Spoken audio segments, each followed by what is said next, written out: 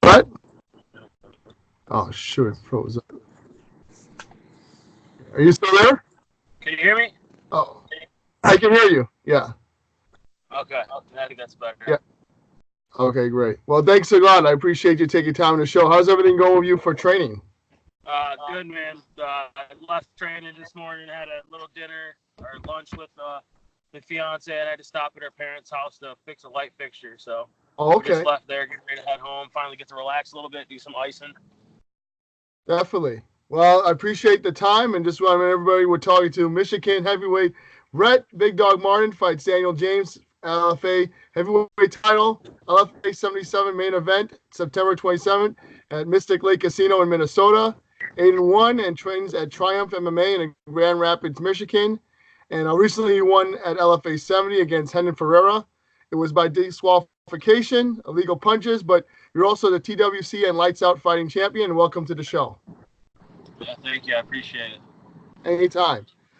First question is talk about the fight with Renan Ferriera. It did not go as planned. Obviously, you were disappointed with the end result, but you got the victory. In your mind, like, what do you feel like was happening in that fight? Why do you think he just kept going for those illegal strikes? Man, after the fight, I was a little upset, and I didn't really understand exactly what all went down or how many illegal blows were thrown. When I rewatched the fight, I really understood and really got to have a fan's perspective view on things. And the people in the arena, they can't hear the commentating, they don't know the rules, they don't understand all the logistics of the fighting, the fighting rules and where you can and where you can't hit. So I was a little more upset at the fact I'm in the right fight. So I was just morally upset about the situation and how it went down for the fact of I like getting W's as a the fight. So the fight was just getting started for me. He landed a couple good blows in the beginning of the fight, but once I weathered that initial storm, that's when I really started to implement my game plan on a lot of these big guys. So that fight was going just as planned. I was just trying to weather the storm, whether they were illegal blows or not. It's more was frustrating for the fact of like how some of the LFA people reacted to the situation. I think Right. a couple guys blew it out of proportion and made it something that it wasn't. I feel like they kind of didn't interpret that that's my life in there, and I have a family that's was there watching. My fiance was there watching, so Right. it's just I'm just happy that the referee did what he did do, because a lot of guys lose fights that way instead of actually getting a W for fighting somebody that's not following the rules that are set. Okay. So kind of like you had to cool off a little bit. At first, you didn't want the fight stopped, but after that you realized after a bit that was the Yeah, right man. decision. I'm a 25-year-old guy, man. I don't have kids yet. I don't, I have so much life to live outside of fighting. Yes, I love fighting, and being a world champion and being one of the best fighters in the world is my dream. But I also have that dream of bringing kids into this world and giving them everything that they can have, and taking some blows like that aren't in the rule system. Then yeah, if that was a fight where those kind of strikes were allowed, then I wouldn't even put myself in those kinds of situations. That's what makes Right. me such a dangerous fighter. Is I'm so smart. I'm very intelligent. So I know when I got your a body lock on you and I'm ducking my head, or I'm on a shot and I got my head down, that you can't strike me. Therefore, in this fight, I kept feeling him hit me, and I was just lucky enough that the referee was paying attention and doing his job properly. Definitely. And was there any talk from his corner or any apology at all after the fight? He didn't speak much English, and I think that could have played a big factor too, and Right. one thing I know about me is when you fight me, nobody's gonna want to try to go to a 5-round fight with me, because I just don't stop. I don't give. Even the fight I lost in that 5-round fight, it was 5 rounds of me getting a guy literally trying to implement his game plan and just keep trying to beat me down, and I just keep trying to keep coming. So I think a lot of the guys I fight are gonna come with that. We got to try to finish him right away and start fast. So I think in his head, he was just trying to start fast and implement as much pain and try to get me out of there, because he knew if the longer the fight went and the more tired he got, if I was to get him on his back, he was going to be in a lot more trouble. So I don't really think he was trying to be a dirty fighter. Maybe they are. I like I said, man, I really don't know. He didn't speak a lot of English. He Right. didn't seem too upset. He more seemed upset that they stopped the fight. But in my mind, that fight was probably gonna be one of the ones that's gonna come back, whether it's for LFA or for the UFC. So I don't Right. care. You know, as long as we're under the understanding of there's a rule base, you know, there's no rule base, and let's just fly over to Risen and we'll get it done there. Okay, I like your attitude. Um, Now talk about fighting Daniel James. 3-fight win streak. He's been impressive. All finishes. He was coming off some tough losses in his career as well. And so, how do you feel about him as an opponent?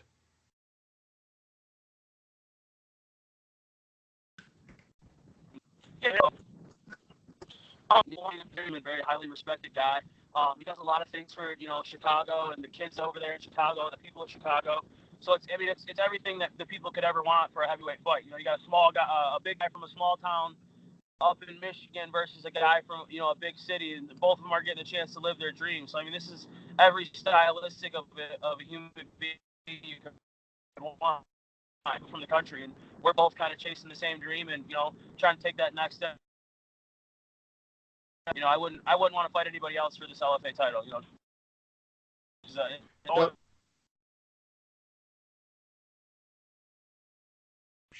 Are you there? Can you hear me? Oh. Yeah, I can hear you. Okay, good. Yeah, you kind of broke up there. Could you repeat what you had said? Sorry about that. You kind of broke up. Oh, you're fine. I'm gonna pull into my house here. As soon as I'm next to Okay. my house, I'll have Wi-Fi too. About 2 seconds. So. Sure. Daniel James is a very high, like I said, he's very respected over there in Chicago. He does a lot of stuff with the kid systems over there, trying to help people out. So him being from the big city and me being from the small town, it's an awesome fight for the people because you got your both stylistics of humans. You got your high level, city fighter, and then you got your small town guy that's in the big stage. So there's not very many people that I would pick to have this fight against, and Daniel James is a great person to have on the other side of this tournament, and definitely compete in the LFA finals against. Yeah, very athletic guy, and obviously you as well. Should be a real fun fight. Can't wait for it. And the fact that it's two big guys in the Midwest, the fight's going to be in the Midwest. It really is a heavyweight. Going to be a really memorable fight. Obviously the heavyweights you guys are the best heavyweights in the world, and you guys are from the Midwest. Two of the best heavyweights in the world. Yeah, and that's another thing that's really awesome about it is just the fact that it's you got two American heavyweights. What's better than having two American guys in an American promotion? Definitely in the Midwest when we're both from the Midwest. It's a beautiful thing. Yeah. Was there any talk about it being in Chicago or Michigan, or did they tell you right away it was going to be in Minnesota? Yeah. See, I really didn't even know. Where the last one was going to be. They had kind of mentioned maybe fighting in Minnesota and then fighting. After the last one in Wisconsin, I think they just kind of sent us a date, and that's what we planned for. I think this is where Daniel James fought his last fight against Kalen Hole, I believe. Yes. Or I think he might even fought Patrick Martin there as well. So I mean, So I figured if we were going to fight anywhere, it'd probably be somewhere in the Midwest. It would make more sense. And talk about, do you feel that maybe people will think you're an underdog in this fight? I mean, yeah. I don't ever really get the I'm going to win fight. I don't want to fight in Grand Rapids in front of the people I fought. Usually when people see me and they see the guys I'm fighting, they always pick the other guy. So maybe that's why my nickname's Big Dog is because we're so used to being, the underdog. Hell if I know.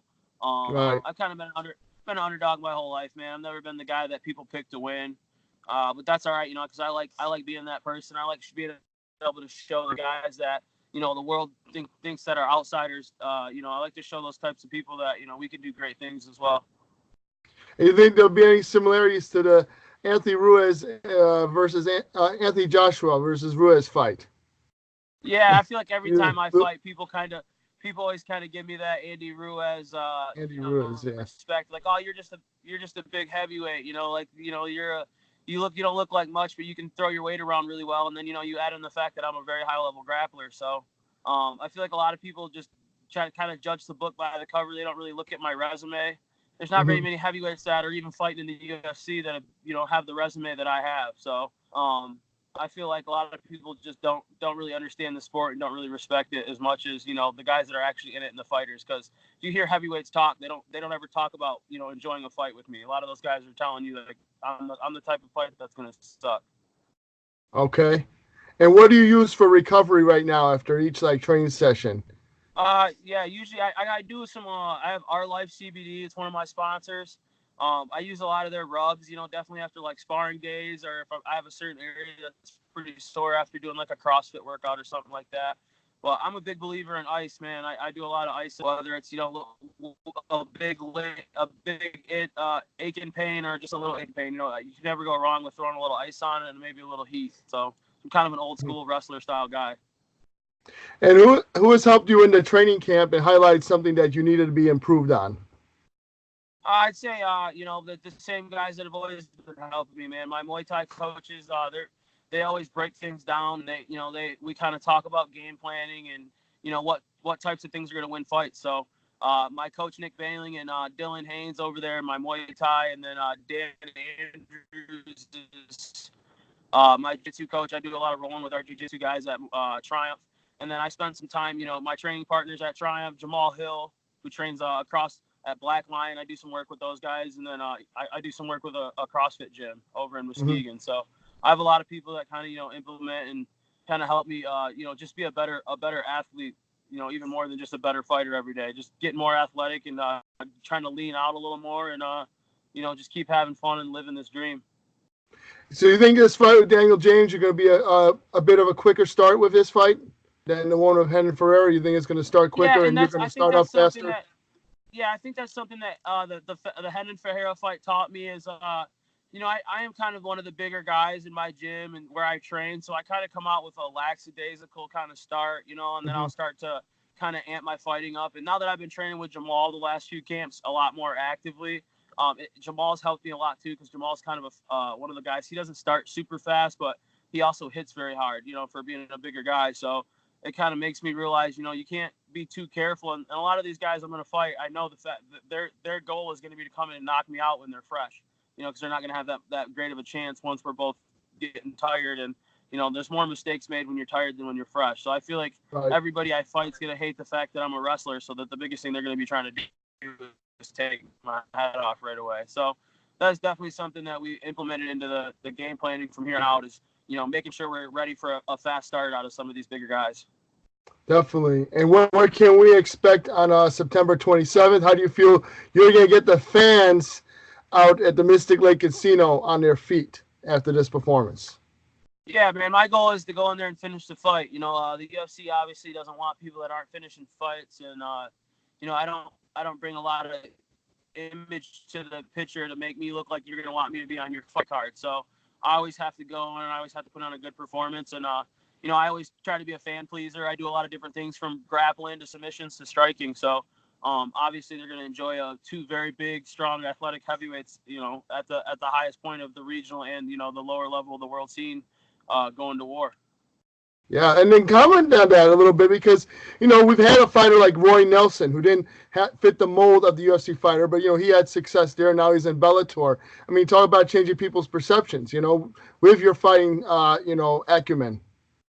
Yeah, if you look at the world of fighting, yeah, you get a lot. You're more stylistic of good fighters, guys that look like they're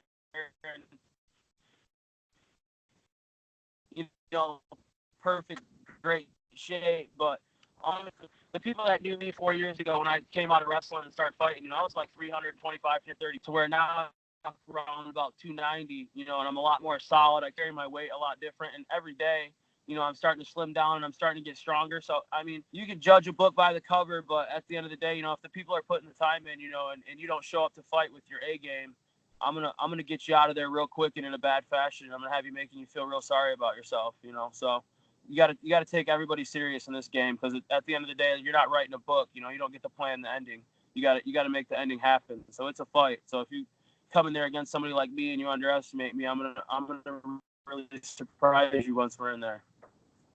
Well, Brett, I'd like to thank you again for being on the show, and best luck to you when take on, of course, Daniel James, LFA 77 main event for the heavyweight championship of LFA. And if there's anyone you'd like to thank, go ahead. No, first, I just say thanks for having me on. I appreciate you. I know had a couple of weekends where I get busy. No Sometimes I worries. forget about some things. So I really appreciate you still having me on. And, obviously good luck to Daniel, and I hope his camp's going well. He's a good dude. He's always been real respectful. So definitely excited for this one. And, thanks to my management company, all my sponsors. You guys all know who you are. I'm not going to, I don't like to sit and try to get too deep into that. But definitely thanks to my sponsors, my team, my family, my fiance, the same people that have, been doing this with me from the beginning. So just appreciate everybody, and I can't wait. Well, I appreciate the time, Brett, and best of luck to you. Everybody check it out. LFA 77. Main event is Brett Big Dog Martin, of course, against Daniel the Predator James for the LFA Heavyweight Championship. Access TV, or if you're in the area, check it out. Prior Lake, Minnesota, at the Mystic Lake Casino. And thank you again for being on the show. Yeah, take it easy. Anytime. Take care. Bye.